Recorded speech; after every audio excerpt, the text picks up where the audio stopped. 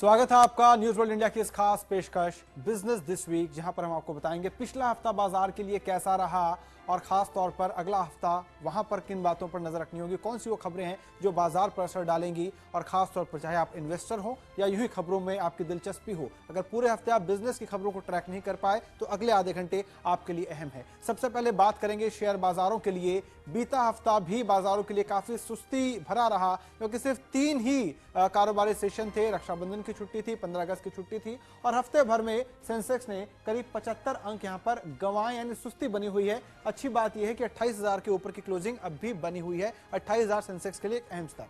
Nifty की अगर बात करें तो पूरे हफ्ते में एक भी बार निफ्टी 8700 के उस अहम स्तर को पार नहीं कर पाया, जिसके बारे में हम पिछले हफ्ते भी बात कर रहे थे। हफ्ते भर में 5 अंकों की कमजोरी के साथ निफ्टी ने क्लोजिंग दी है और इस हफ्ते हमने देखा कि जो दिग्गज हैं वहां पर प्रेशर जरूर था, लेकिन जो छोटे और मझोले शेयर है वहां पर खूब खरीदारी हुई। खासतौर पर बैंकिंग शेयरों में खूब खरीदारी हुई, जबकि आईटी शेयरों की काफी पिटाई हुई है। ये वो शेयर जहां पर बहुत अच्छी खरीदारी देखने को मिली, यानी हफ्ते के हीरोज हम इनको कह सकते हैं। एसबीआई जहां पर मर्जर को लेकर जो ग्रैंड मर्जर हो रहा है उसके स्वैप रेशियो का ऐलान आया, उसके बाद से लगातार हमने खरीदारी देखी है। एसबीआई हिंडाल्को के अच्छे नंबर का सपोर्ट अब भी बना हुआ है, करीब 12% की बढ़त इस हफ्ते हिंडाल्को में हमने देखी। Bank of Baroda, Adani ports, यहां पर भी अच्छी खरीदारी इस हफ्ते हमने देखी है। वहीं वो स्टॉक जहां पर काफी दबाव, काफी पेन निवेशकों को झेलना पड़ा है, अगर उनकी हम बात करें, भारतीय इंफ्रा यहां पर करीब 7% की गिरावट हफ्ते भर में देखने को मिली। इसके अलावा अगर आईटी स्पेस की पूरी बात करें, खूब पिटाई हुई है। खासतौर पर अमेरिकी चुनावों को लेकर कुछ नर्वसनेस आप कह सकते हैं।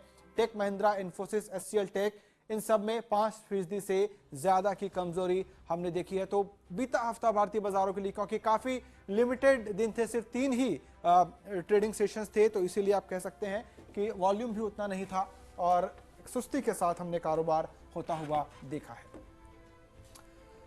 कच्चे तेल की अगर बात करें, कच्चे तेल में जबरदस्त उबाल आया हुआ है। अगस्त के महीने में ही कच्चे तेल की कीमतों में 20% तक का उछाल आ चुका है। जहां 2 अगस्त को अमेरिकी बाजारों में कच्चा तेल $40 के नीचे कारोबार कर रहा था, वहीं अब $48 प्रति बैरल पर पहुंच चुका है। ब्रेंट क्रूड भी $51 के करीब आ चुका है। दरअसल पिछले कुछ हफ्तों के दौरान कच्चे तेल को सहारा देने वाली कई खबरें आई। खास तौर पर यह अटकलें तेज है कि तेल उत्पादन देशों के समूह ओपेक की अगले महीने होने वाली बैठक में उत्पादन सीमित करने पर कोई फैसला हो सकता है। इसके अलावा अमेरिका में कच्चे तेल की इन्वेंट्री में 5 हफ्ते की सबसे बड़ी गिरावट आई है, इसने भी तेल को सहारा दिया है।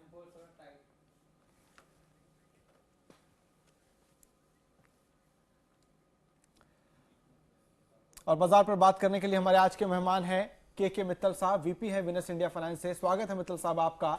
आपसे हम बाजार पर राय लेंगे, अलग अलग खबरों पर राय लेंगे, लेकिन पहले दर्शकों को बता दें कि एक वो खबर जिसने बाजार पर आज इस हफ्ते कुछ दबाव बनाया वो थे महंगाई के आंकड़े। थोक और खुदरा मूल्य सूचकांक दर आधारित महंगाई के दोनों आंकड़े कहते हैं जुलाई में महंगाई बढ़ी है।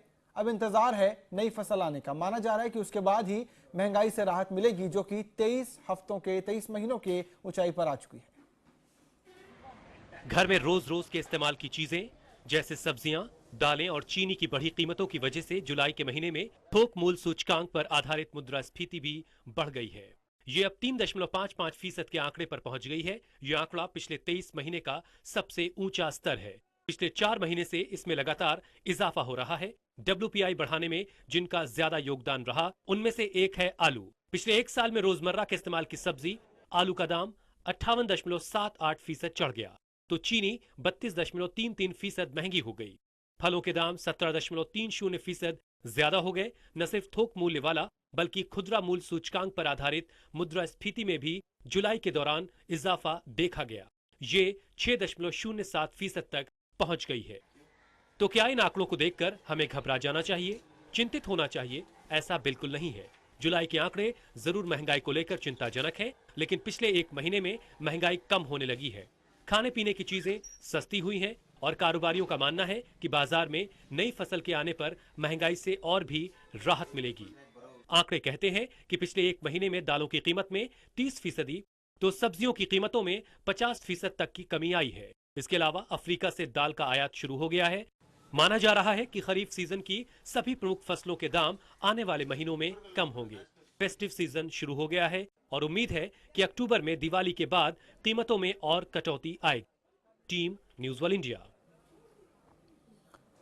और मित्तल साहब हमारे साथ है। मित्तल साहब, बाजार पर पहले आपकी हम राय लेंगे। महंगाई फिर से डरा रही है, 23 महीनों के उच्चतम स्तर हैं। हालांकि मानसून ज्यादातर जगहों पर अच्छा देखने को मिला है। क्या लगता है, महंगाई सिर्फ कुछ एक हफ्तों की बात है या फिर से एक बार से हम बढ़ता हुआ देखेंगे इसे? देखिए, सबसे पहली बात तो ये है कि हमेशा जब भी रेनी सीज़न होता है उसमें अराइवल के ऊपर काफ़ी डिस्ट्रप्शन आ जाता है ड्यू टू फ्लड्स, लैंडस्लाइड्स, जिसका असर अवेलेबिलिटी पे पड़ता है और दामों पे पड़ता है। लेकिन मेरा अपना मानना है कि आने वाले समय में महंगाई की दर, स्पेशली जैसे पल्सेस है, अगर हम देखें इस बार तो 40% से ऊपर जो सोइंग है वो ज़्यादा करी गई है। और इसी तरह से ऑयल में भी कोई 9 या 10% की बढ़ोतरी हुई है, और जिसका सीधा साधा असर पैदावार पे पड़ेगा।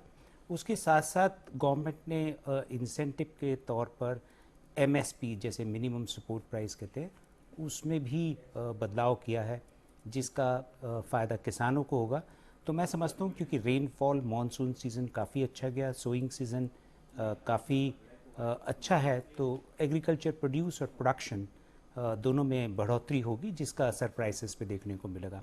उसके साथ साथ सरकार ने भी काफ़ी अच्छे कदम उठाए हैं, जैसे इंपोर्ट पल्सेस का करा है, और जो ट्रांजिट पीरियड में जो मैनिपुलेशन होती हैं उसके ऊपर भी पैनी एक निगाह रखी हुई है, जिससे उम्मीद है कि आने वाले समय में खुदरा जो सीपीआई इन्फ्लेशन है उसमें कमी देखने को मिलेगी। बहुत संक्षिप्त में, अगर आप आगे जाकर महंगाई में कमी देख रहे हैं तो बाजार को फिर यहाँ से ऊपर देख रहे हैं? मैं यहाँ से बाजार को ऊपर नहीं देख रहा, क्योंकि बाजार अगर हम देखें कि इस सप्ताह एक पर्टिकुलर दायरे में ट्रेड करता नज़र आया, और बाजार ने वो दायरा ना ही ऊपर की तरफ क्रॉस करा ना ही नीचे की तरफ क्रॉस करा। तो मेरा अपना अनुमान है कि अभी बाजार एक रेंज बाउंड ट्रेड कर रहा है, और यही स्थिति बरकरार रहेगी। यानी एक रेंज बाउंड ट्रेड है, जब तक कोई भी तरफ क्रॉस ना हो, क्लूज ना आए, हाँ, पॉजिटिव या नेगेटिव, तब तक अभी एंट्री नहीं करनी चाहिए, खासतौर पे जो नए निवेशक हैं उनके लिए। तो बाजार में फिलहाल अगर हम देखें, रेंज बाउंड ट्रेड की बात कर रहे हैं, लेकिन केंद्रीय वित्त मंत्री इकोनॉमी पर वो क्या कह रहे हैं वो सुनते हैं। अरुण जेटली का भी मानना है कि तमाम परेशानियों के बावजूद भारत 7 से 8% ग्रोथ रेट की ओर बढ़ रहा है। जेटली ने कहा कि दुनिया भर में मंदी का असर हुआ है, उसके बावजूद भारत की इकोनॉमी सही दिशा में आगे बढ़ रही है। जो नुकसान हम पे है वो स्पष्ट है कि जब पूरे विश्व के ट्रेड श्रिंक करता है तो स्वाभाविक है हमारा भी करेगा। अगर वॉल्यूम उतना भी रहे, लेकिन मिनरल्स का, तेल का अगर दाम कम हो गया तो वैल्यूज कम हो जाएंगी। It may not shrink in volume terms, it will shrink in value terms, और ये एक स्वाभाविक असर है। लेकिन हम दुनिया की बहुत कम ऐसी इकोनॉमीज हैं जिनके लिए इसमें एक अपॉर्चुनिटी भी है, और वो अपॉर्चुनिटी बड़ी स्पष्ट है कि जब पूरी दुनिया कोई -2% पे है, कोई +2% पे है, इसी रेंज में है, हम एकमात्र दुनिया की इकोनॉमी ऐसी है जो 7 से 8%, 7.5-8% ग्रो करने की क्षमता रखते हैं। तो 7 से 8% की ग्रोथ का भरोसा है। अब बात एसबीआई की करते हैं, क्योंकि देश के सबसे बड़े bank state bank of India ने 3 लिस्टेड एसोसिएट बैंकों के खुद में विलय को लेकर शेयरों के स्वैप रेशियो को मंजूरी देते हुए टॉप 50 ग्लोबल बैंकों की लिस्ट में शामिल होने की दिशा में एक और कदम बढ़ा दिया है। रेशियो को 5 एसोसिएट बैंकों और भारतीय महिला बैंक के बोर्ड ने भी मुंबई में गुरुवार की मीटिंग में मंजूरी दे दी। स्वैप रेशियो के मुताबिक state bank of Bikaner and Jaipur के इन्वेस्टर्स को अपने हर 10 शेयर के बदले एसबीआई के 28 शेयर मिलेंगे।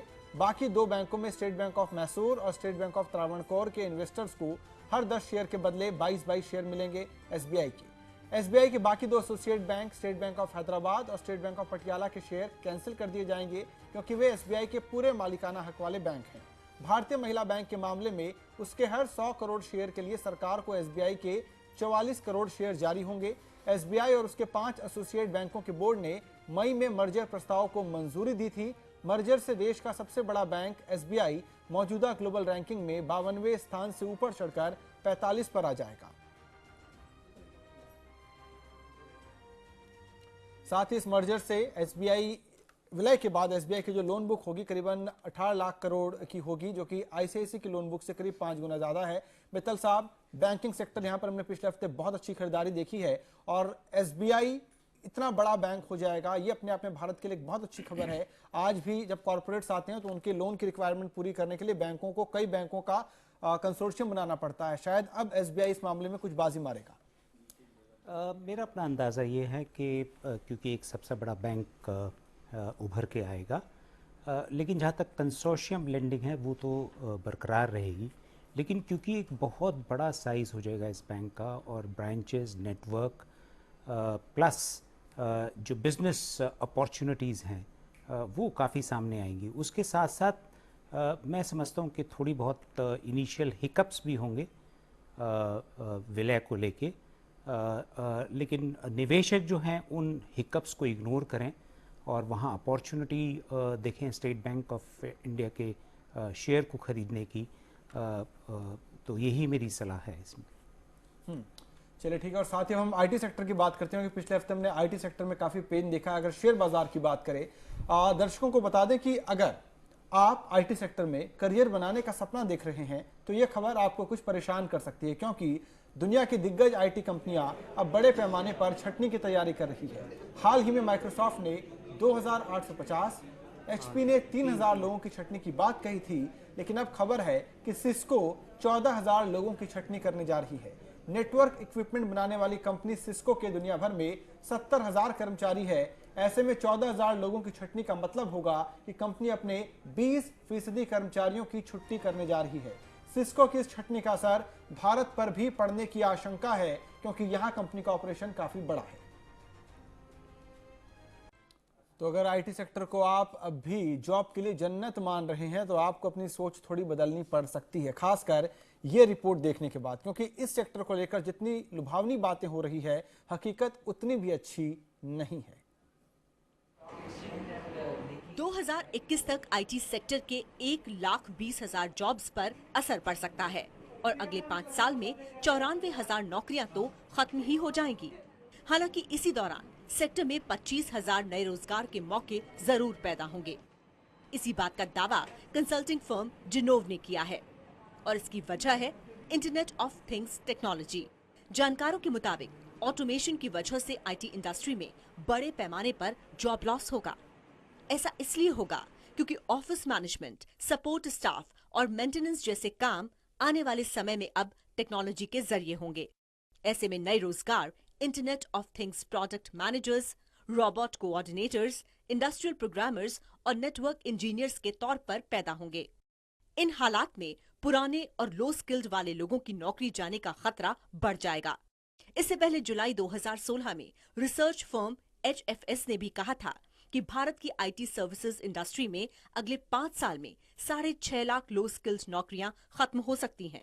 उस रिपोर्ट में भी इस बात का जिक्र था कि लो स्किल्ड जॉब्स में 30% की कमी आएगी, जबकि इस दौरान मीडियम स्किल्ड जॉब्स में 8% और हाई स्किल्ड जॉब्स में 56% तक की बढ़ोतरी भी होगी। हालांकि इसमें एक अच्छी बात यह है कि जॉब लॉस के बावजूद इंटरनेट ऑफ थिंग्स से भारतीय कंपनियों को फायदा होने की उम्मीद है। एक अनुमान के मुताबिक भारतीय कंपनियां अभी इस मार्केट के 40% हिस्से को सेवा दे रही हैं, यानी बाजार में भारतीय कंपनियों की हिस्सेदारी तकरीबन $1.6 बिलियन है और 2021 तक ये हिस्सेदारी 44% तक पहुंचने की उम्मीद है। अगर ऐसा हुआ तो भारतीय कंपनियों का कारोबार $3.8 बिलियन पहुंच जाएगा। कहा तो ये भी जा रहा है कि एक्विजिशन के जरिए भारतीय आईटी कंपनियां इस सेगमेंट में मार्केट शेयर बढ़ाएंगी। इंटरनेट ऑफ थिंग्स के $2.8 अरब के बाजार तक अभी भारतीय आईटी कंपनियों की पहुंच है, जबकि इसका कुल मार्केट $66 अरब का है। दरअसल कंपनियां अभी इस काम की अधिक आउटसोर्सिंग नहीं कर रही हैं। 2021 तक इस बाजार के $7.3 अरब तक पहुंच जाने की उम्मीद है। वर्तमान में आईटी सेक्टर में सरकार का योगदान महज 20% है। हालांकि राज्य सरकारें ये मानती हैं कि आईटी के इस्तेमाल से सिस्टम में पारदर्शिता आती है। बावजूद इसके गोवा, कर्नाटक और आंध्र प्रदेश जैसे ही राज्य आईटी को ज्यादा तवज्जो देकर इस्तेमाल कर रहे हैं। Team news world India. और मित्तल साहब, ये रिपोर्ट आपने देखी, डराने वाली है ये रिपोर्ट, क्योंकि आईटी को लेकर बहुत तैयारी हो रही है, लोग बड़े सपने देखते हैं। तो शेयर बाजार के लिहाज से भी, क्योंकि आईटी में काफ़ी हमने देखी, काफ़ी पिटाई हुई आईटी शेयरों की, और उन लोगों के हिसाब से भी जो आईटी में अपना करियर देखना चाहते हैं। देखिए, जहाँ तक आईटी सेक्टर का सवाल है, इस सप्ताह या पिछले 15 दिन से ज़रूर थोड़ा सा प्रेशर भी लगा, और ऐसा लगता है कि कुछ बिजनेस स्ट्रेस है, स्लो डाउन है, नए प्रोजेक्ट पे जो काम है वो थोड़ा सा देर से स्टार्ट हो रहा है। ब्रेक्जिट के बाद और थोड़ा सा कंसर्न आया, ग्लोबल ग्रोथ को लेके काफ़ी कंसर्न आया, लेकिन उसके साथ साथ मेरा अपना मानना ये है कि टेक्नोलॉजी में अपॉर्चुनिटी बहुत हैं। हम देखते हैं कि हर साल नए नए इनोवेशंस, टेक्नोलॉजिकल एडवांसमेंट, नए नए प्रोडक्ट देखने को मिलते हैं, और उसका सीधा साधा बेनिफिट कंज्यूमर को हो रहा है। आज की डेट में अगर हम कंज्यूमरिज्म की बात करें या डिजिटाइजेशन की बात करें या क्लाउड की बात करें, तो ये सारा टेक्नोलॉजी पे निर्भर है। तो जैसे जैसे हम टेक्नोलॉजी की तरफ बढ़ते जा रहे हैं, उसमें अपॉर्चुनिटीज़, उसमें नए नए इनोवेशंस भी सामने देखने को मिलेंगे।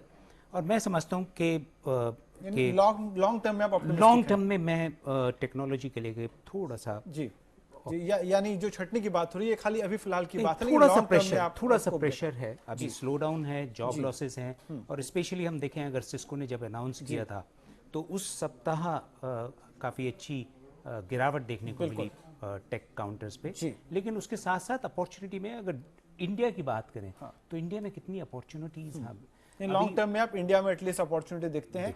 अब स्टील सेक्टर की बात करते हैं, क्योंकि इस हफ्ते स्टील सेक्टर के लिए वो खबर आई जिसका कि सेक्टर लंबे वक्त से इंतजार कर रहा था। सरकार ने cold rolled flat steel items पर एंटी डंपिंग ड्यूटी लगा दी। ये ड्यूटी खास तौर पर चीन, दक्षिण कोरिया जैसे देशों से आने वाले स्टील पर लगाई गई है।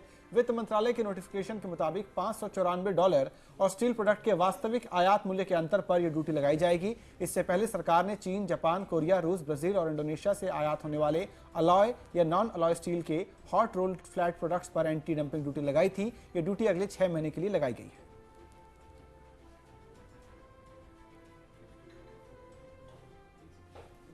और भारत में स्टील की मांग एशियाई औसत से ज्यादा रहने की उम्मीद है। मूडीज की रिपोर्ट के मुताबिक घरेलू मांग में बढ़ोतरी होने की वजह से इस क्षेत्र में काम करने वाली दूसरी कंपनियों के मुकाबले भारतीय स्टील कंपनियों के मुनाफे में बढ़ोतरी होगी। मूडीज इन्वेस्टर सर्विस की रिपोर्ट में कहा गया कि भारत में स्टील की मांग क्षेत्रीय औसत से भी ज्यादा रहेगी, क्योंकि 2016-17 में देश की जीडीपी करीब 7.5% रहने का अनुमान है। ये एशिया में सबसे तेज रफ्तार होगी। रिपोर्ट में कहा गया है कि भारत में इंफ्रास्ट्रक्चर और मैन्युफैक्चरिंग के लिए नीतिगत सुधार हो रहा है, साथ ही शहरीकरण में बढ़ोतरी हो रही है। इससे स्टील की खपत में भी बढ़ोतरी होगी। आंकड़ों के मुताबिक एशियाई उत्पादन में भारत की हिस्सेदारी करीब 8% है और आने वाले दिनों में घरेलू मांग में बढ़ोतरी होने की वजह से उत्पादन में भी बढ़ोतरी होगी।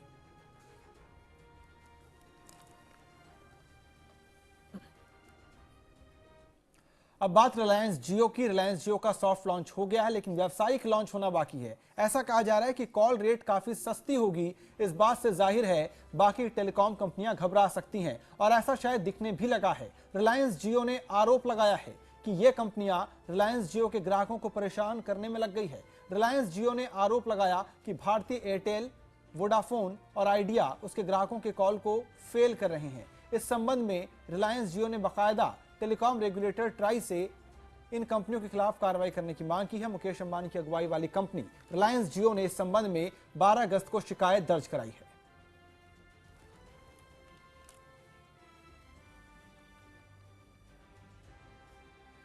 अब बात रियल एस्टेट की।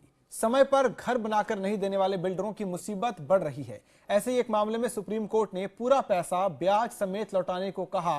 यह बिल्डर है यूनिटेक, जो गुड़गांव में फ्लैट बना रहा है। 17 अगस्त का सुप्रीम कोर्ट का फैसला एक नजीर है उन बिल्डर्स के लिए जो फ्लैट बायर्स को ठेंगे पर रखते आ रहे हैं। सुप्रीम कोर्ट ने यूनिटेक बिल्डर्स को साफ साफ कह दिया है उसे गुड़गांव के विस्टास प्रोजेक्ट के 38 ग्राहकों को पूरा पैसा ब्याज समेत लौटाना होगा।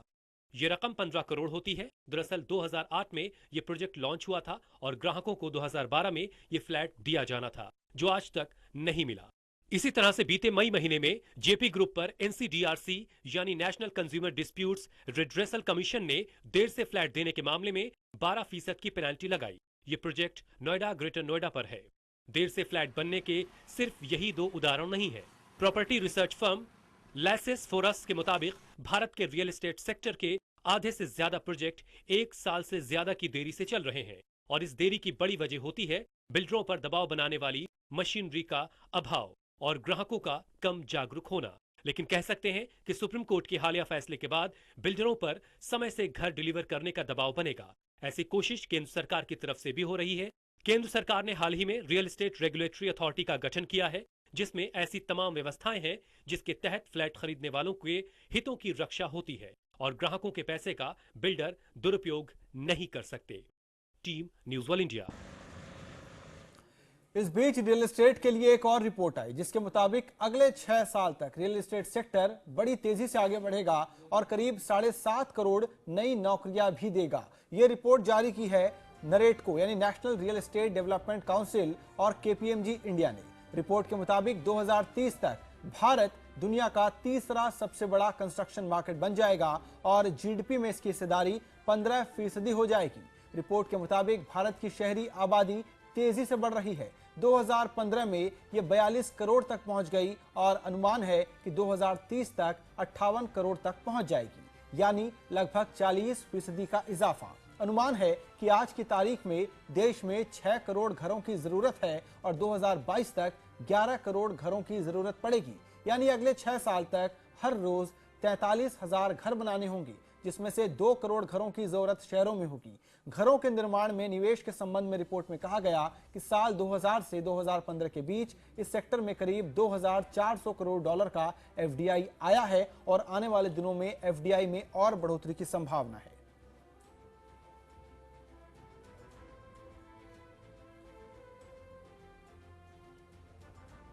ये है कि आगे चल के इस इंडस्ट्री का जो कंट्रीब्यूशन है जीडीपी के अंदर, एक $1 ट्रिलियन की इंडस्ट्री है 2025 तक, इसके अंदर 75 मिलियन आदमियों की एम्प्लॉयमेंट होने वाली है और उसको हम किसी ना किसी कारण से जो थोड़ा सा पीछे हो गया था, हम सब उसके अंदर कृतबद्ध हैं उसको बिल्कुल ठीक करने के लिए। प्रधानमंत्री जी की सोच है कि वर्ष 2025 तक हमारे देश में 300 मिलियन टन स्टील का प्रोडक्शन हो, लेकिन प्रोडक्शन के साथ हम लोग को कंजम्पशन पर भी चिंता करनी पड़ेगी और इसके लिए तमाम उपाय मंत्रालय की तरफ से हो रहे हैं। उसमें एक तो वर्ष 2022 तक सबको आवास देने की व्यवस्था है, उसमें कुछ स्टील का कंजम्पशन होगा, रेल का जाल बिछेगा और रियल एस्टेट एक ऐसा सेक्टर है जहां मतलब स्टील मंत्रालय का मतलब एक दूसरे के पूरक है कहना चाहिए। चलिए, बहुत संक्षिप्त में रियल एस्टेट सेक्टर पर बात करते हैं। मित्तल साहब, बात चाहे शेयर बाजार के इन्वेस्टर की हो जो रियल एस्टेट में पैसा लगाना चाहता है या फिर उस बायर की हो, भरोसे की जबरदस्त कमी है। आपको लगता है स्थिति सुधरेगी? देखिए, सबसे बड़ा गैप मैं बताता हूँ, जितने भी प्रोजेक्ट लॉन्च हुए 2008-2009 में, वो सब अभी तक डिलीवर नहीं हो पाए, तकरीबन 75 to 80% ऑफ द प्रोजेक्ट। और उन प्रोजेक्ट की स्थिति क्या रहने वाली है, क्योंकि जो रियल एस्टेट बिल है वो उसमें एक कभी पारदर्शिता नहीं है कि वेदर उनको कवर करेगा नहीं करेगा। अब सबसे बड़ी मूलभूत समस्या है कि ये लोग कहाँ जाएंगे, जिनको अभी तक जिन्होंने पूरी पेमेंट कर दी लेकिन अभी तक फ्लैट जिस तरह से नौकरियों के आंकड़े आ रहे हैं, एफडीआई के आंकड़े आ रहे हैं, आप इन्वेस्टमेंट की सलाह देते हैं इस स्पेस में? देखिए, मैं अभी इस स्पेस में इन्वेस्टमेंट की सलाह इसलिए नहीं दे पा रहा हूँ कि मेरे पे वो भरोसा नहीं आ पा रहा या जुटा पा रहा हूँ। भरोसे की कमी एक बड़ा इश्यू सेक्टर के लिए अब भी है। फिलहाल इस शो में इतना ही, लेकिन आप जरूर देखते रहिए न्यूज़ वर्ल्ड इंडिया। अगले हफ्ते फिर एक बार लेकर आएंगे बिजनेस दिस वीक। नमस्कार।